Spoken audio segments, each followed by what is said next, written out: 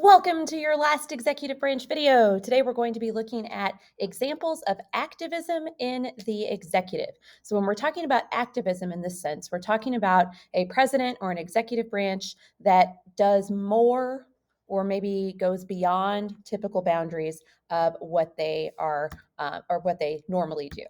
So we're going to start off with executive orders. And we've talked about these a few times in class, but an executive order is something that the president signs that has the weight of law, but isn't a law. Okay. So that basically means that it's something that the president says, hey, we need this. And he signs it into an executive order, but it doesn't go through Congress. So it doesn't go through the bill to law process that we learned about. So executive orders are kind of laws. We have to follow them, or they are followed as laws, but they don't go through the congressional process. So, some examples of executive orders.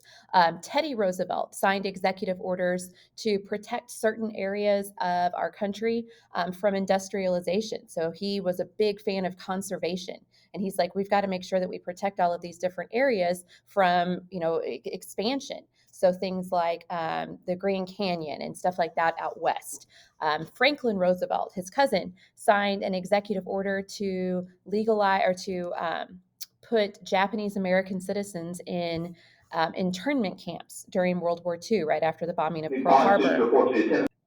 And Harry Truman, President Truman, passed or signed an executive order to desegregate the armed forces. So before he signed that order, we had an African American division of the military, and then there were white divisions of the military. So he was the first one to sign that to end that segregation policy.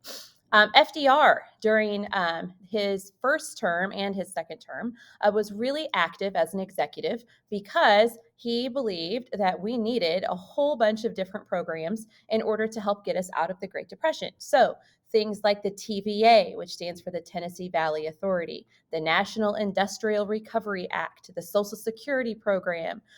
Those were things that FDR and his administration tried to do, again, outside the bounds of what typically happens in an executive branch in order to jumpstart the economy and get us out of the Great Depression. Now, another example with FDR of being an active executive, it didn't really have the best outcome for him, and that was his court packing plan.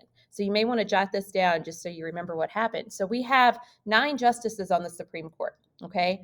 When some of FDR's court or when some of his New Deal programs started to be declared unconstitutional by the courts, he was like, hey, you know what? I'm going to solve that problem.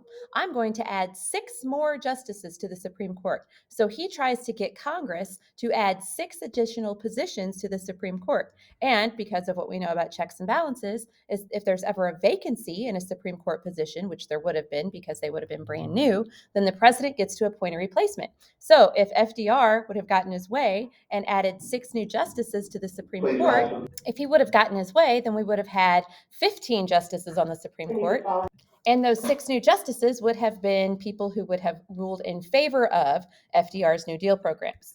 So Lyndon Johnson, LBJ, he's the guy that took over after President Kennedy's assassination. He had what he called the Great Society. He wanted to see America as this great society. And things that he pushed through and signed into law were things like Medicare and Medicaid, things like the Elementary and Secondary Education Act. Woot woot, that's us.